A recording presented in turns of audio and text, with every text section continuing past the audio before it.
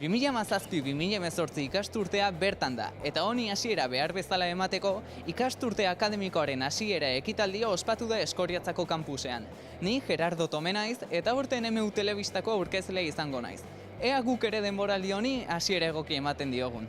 Inigo Urkullu Eusko Jaurlaritzako lehendakaria, Kristina Uriarte Hizkuntza Kontseilaria, Bixente Atxa Mondragon Unibertsitateko errektorea, Mikel Alvarez Unibertsitateko presidentea eta Idoia Peñakoba Mondragon Unibertsitateko idazkari nagusia egon dira ekitaldiko mahaiburuan. Eugenio Astigarraga Humanitate eta Hezkuntza Zientzien Fakultateko ikertzaileak ere parte hartu du hitzaldian gizarte digitalak irakaskuntzan planteatutako erronkak azalduz.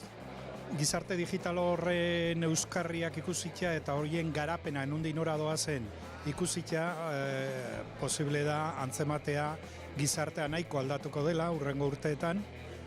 Eta horrekin batera nire asmoa zen hausnartzea baita ere edo jartzea irakaslei begira horren aurrian zer egiten dugun. Bixente Atxak bestetik Mondragon Unibertsitateko epe laburreko helburuak zehaztu ditu. Alde batetik hezkuntza berrikuntzan liderra izatea, bestetik prestakuntza iraunkorra bultzatzea, eta hirugarrena gure ikerkuntzak inpakto ahalik eta handiena izatea Euskadiko enpresetan eta organizazioetan. Nik uste dut hezkuntza sisteman harro egoteko arrazoiak ditugula.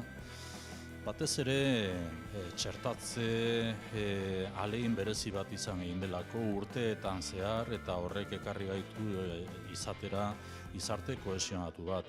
Baina nik uste dut hezkuntza alorrean orain dugun erronka dela bikaintasunarena. Jakin egin behar dugu lehiakorra izateko bikainak izan egin behar garela. Bikaintasuna baina baloreetan oinarrituta. Eta uste dut hor gizatasunak, humanismoak baduela toki garrantzitsu bat hezkuntza sisteman garatu beharrekoa.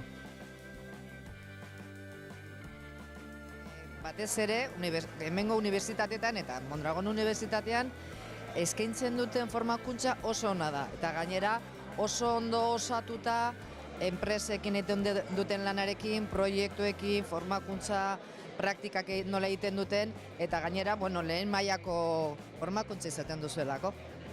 Aprobetxatu, benetan daukezuen aukera, hori bai.